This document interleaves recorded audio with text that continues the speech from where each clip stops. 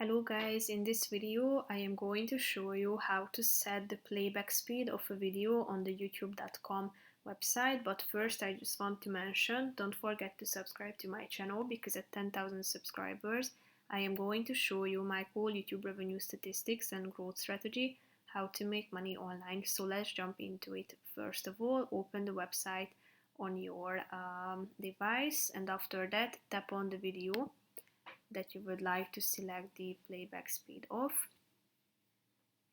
You should wait till it loads in, and after that you should tap on this settings button, and after that click on playback speed, and here you can find a bunch of options that you can choose from, ranging from 0.25 to 2.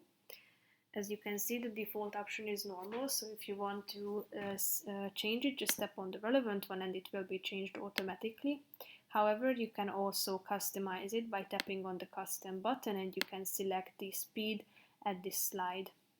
So that's pretty much it for this video, guys. See you in the next one. Bye bye.